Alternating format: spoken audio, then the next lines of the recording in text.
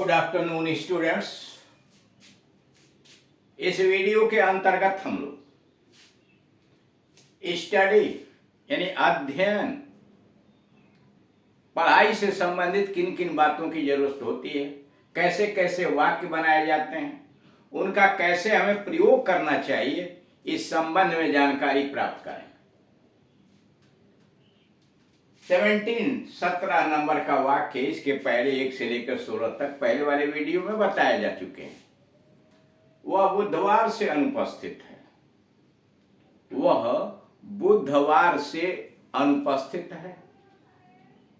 He has been absent since Wednesday. वह बुधवार से अनुपस्थित है। He has been absent since Wednesday. मेरे पास अपना काम समाप्त करने का समय नहीं था। मेरे पास अपना काम समाप्त करने का समय नहीं था। I hadn't time to finish my work. I hadn't time to finish my work. मेरे पास अपना काम समाप्त करने का समय नहीं था। I hadn't time to finish my work. इसका अर्थ क्या है? What does it mean? इसका अर्थ क्या है? What does it mean? What does it mean? वह अच्छी तरह मन लगाकर पढ़ती है। वह अच्छी तरह मन लगाकर पढ़ती है।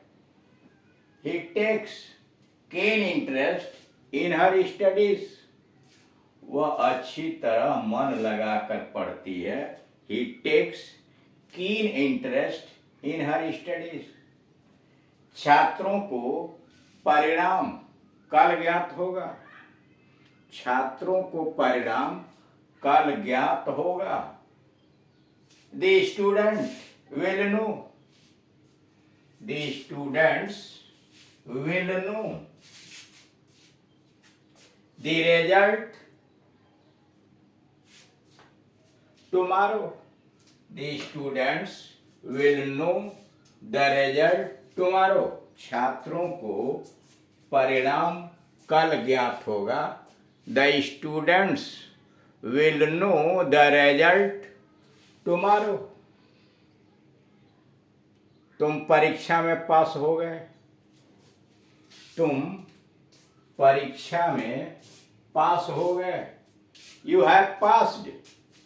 You have passed the examination. तुम परीक्षा में पास हो गए। You have passed the examination. मुझे पढ़ने क्यों नहीं देते? मुझे पढ़ने क्यों नहीं देते? Why don't you let me read? तुम मुझे पढ़ने क्यों नहीं देते?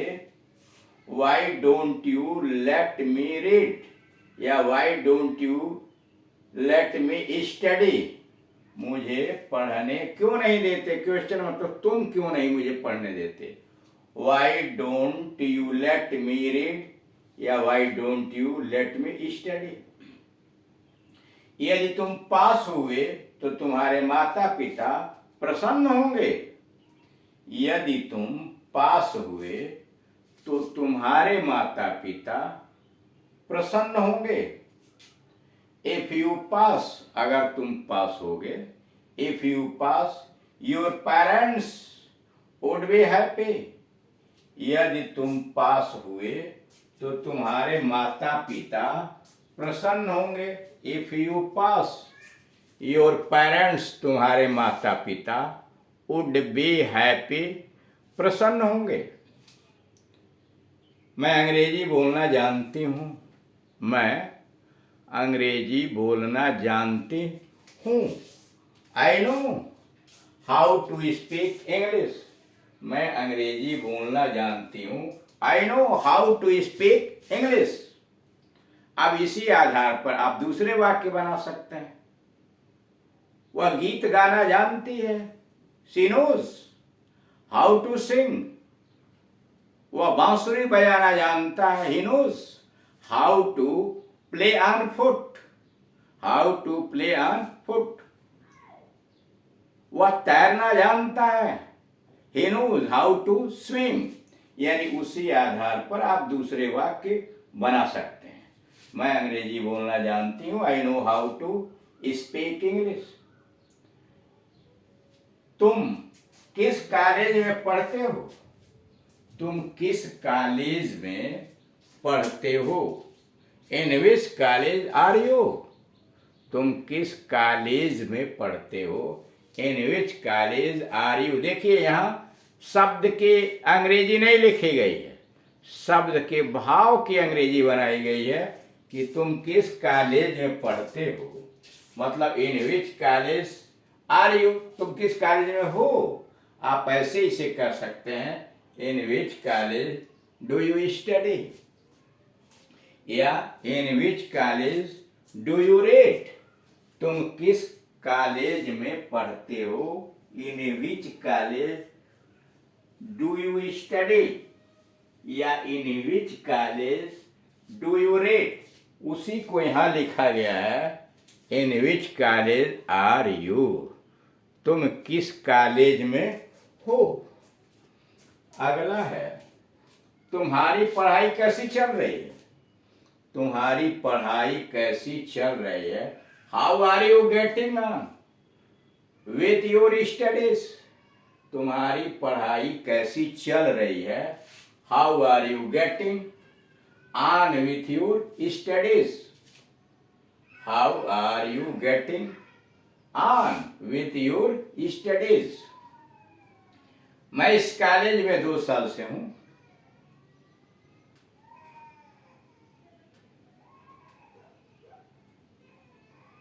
मैं इस कॉलेज से 2 साल से हूं। यहां थोड़ी दिक्कत, मैं इस कॉलेज में 2 साल से हूं।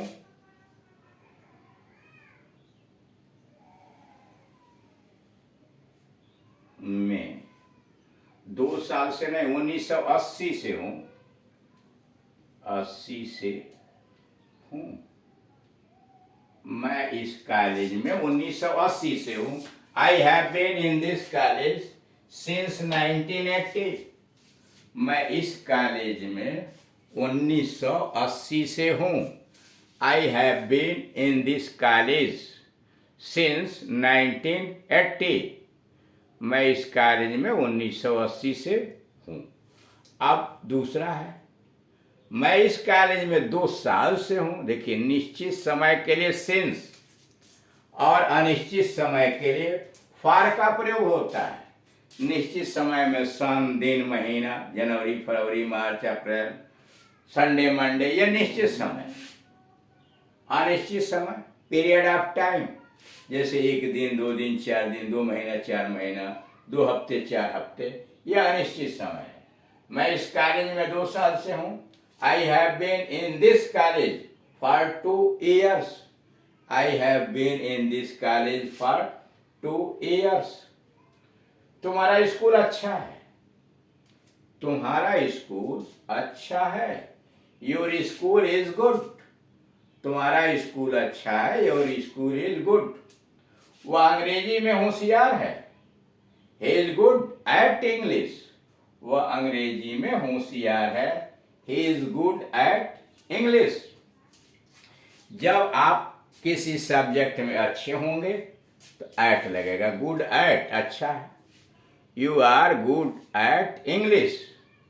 तुम अंग्रेजी में अच्छे हो, वह अंग्रेजी में होशियार है, he is good at English. लेकिन जब कमजोर होंगे तो इन लगेगा, he is weak in English. वह अंग्रेजी में कमजोर है, वह इस वर्ष परीक्षा में नहीं बैठ रहा, वह इस वर्ष परीक्षा में नहीं बैठ रहा। He is dropping out of the examination this year.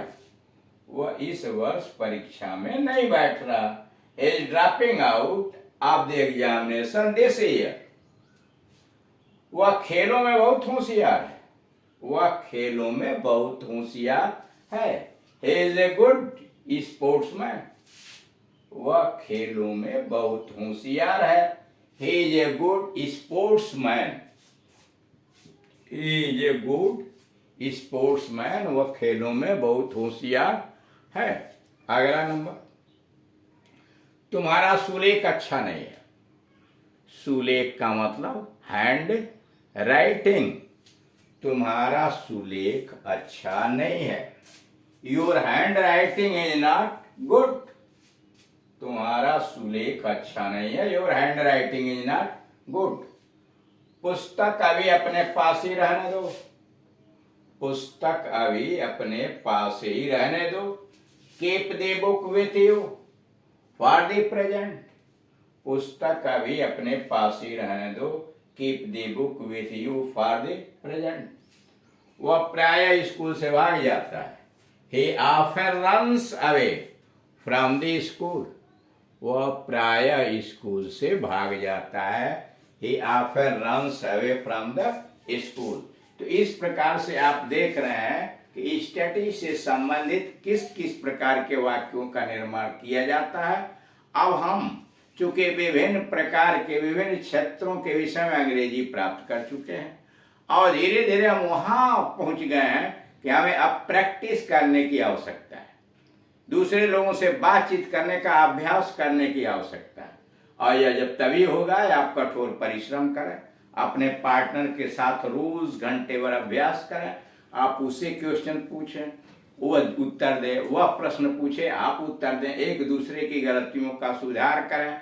और सबसे बड़ी बात है कि मन के अंदर जो डर है, उस भय को, उस डर को निकाल फेंकिए। और यह तभी होगा जैसे जैसे आप अधिक से अधिक प्रैक्टिस करेंगे। प्रैक्टिस यानी अभ्यास ही धीरे धीरे आपको कुशलता की तरफ ले जाएगा। सबसे आवश्यक बात होती है कठोर परिश्रम और अभ्यास। अगर आप ऐसा करेंगे तो निश्चित रूप से सफल हो जाएंगे। Thank you.